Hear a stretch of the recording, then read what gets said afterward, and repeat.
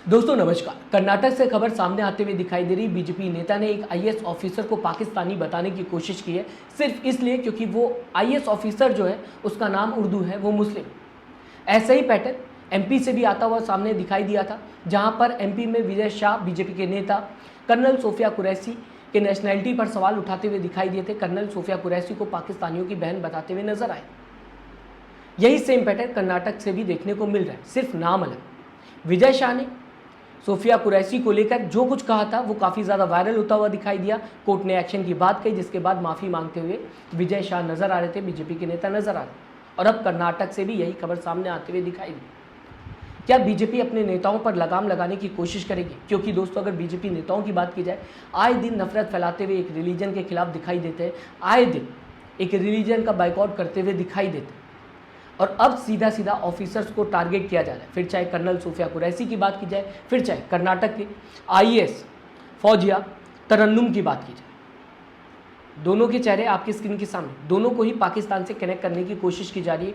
और जो कनेक्ट करने वाला है वो बीजेपी का नेता है। संसद को भी बीजेपी नेताओं ने नहीं छोड़ा। आपको याद होगा बीजेपी नेता रमेश भदौरी ने विपक्ष के नेता दानिश अली के ऊपर किस तरीके से टिप्पणी की थी, क्योंकि दानिश अली का नाम उर्दू है।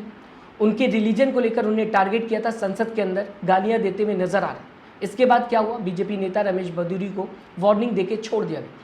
आज़ादी के बाद पहली बार ऐसा देखने को मिला कि किसी इंसान के रिलीजन को संसद में टारगेट किया गया, किसी इंसान को उसके रिलीजन को लेकर संसद में टारगेट किया गया और इसके बाद वार्निंग देके छोड़ दिया गया। कर्नाटक से क्या खबर सामने आते हुए दिखाई दे रही है, आपके सामने रखना चाहूँगा जनसत्ता की दोस्तों ये कटिंग, और मैं चाहूँगा अपनी राय ज़रूर दीजिएगा।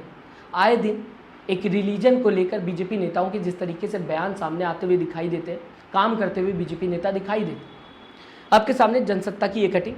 कर्नाटक में भारतीय जनता पार्टी के एमएलसी एन रवि कुमार के बयान के बाद सियासी तूफान खड़ा हो गया है।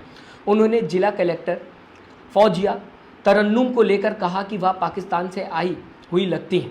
बीजेपी नेता रवि कुमार की टिप्पणी पर प्रतिक्रिया देते हुए कांग्रेस नेता और राज्य मंत्री शरण प्रकाश पाटिल ने इसे तनाव भड़काने वाला बताया। इतना ही नहीं, यह भी कहा कि प्रशासन का राजनीतिकरण करने की कोशिश की जा रही।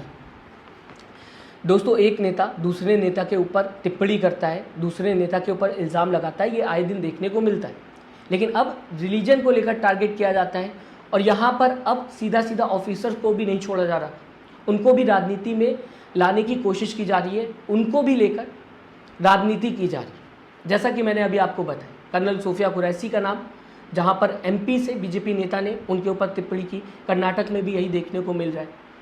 यहाँ पर कांग्रेस ने ये कहा है कि कम से कम बीजेपी नेता को चाहिए कि प्रशासन का राजनीतिकरण ना करे। बेहद ही गंदी टिप्पणी की है बीजेपी नेता ने आईएएस ऑफिसर को लेकर, जो कि कर्नाटक से खबर सामने आते हुए दिखाई दे रही। क्योंकि आईएएस ऑफिसर का नाम उर्दू है, उसे पाकिस्तानी बता देना कहीं से जायज़ नहीं है। आपको आगे बताना चाहूँगा क्या लिखता हुआ है इस पूरे खबर पर जनसत्ता नज़र आ रहा है। यहाँ पर दोस्तों बीजेपी नेता के बयान को कोट किया है जनसत्ता ने अपनी वेबसाइट। बयान मैं आपकी स्क्रीन पे लाना चाहूँ। कलबुर्गी, ये बीजेपी नेता अपने बयान में कहते हुए दिखाई दिए, जबकि उनका बयान काफ़ी ज़्यादा वायरल हो। कलबुर्गी डीसी ऑफिस ने भी अपनी स्वतंत्रता खो दी। डीसी मैडम भी कांग्रेस की बात सुन रही हैं। मुझे नहीं पता कि डीसी पाकिस्तान से आई हैं या यहाँ की आईएएस अधिकारी हैं, क्योंकि कर्नाटक में अगर बात की जाए कांग्रेस की सरकार है।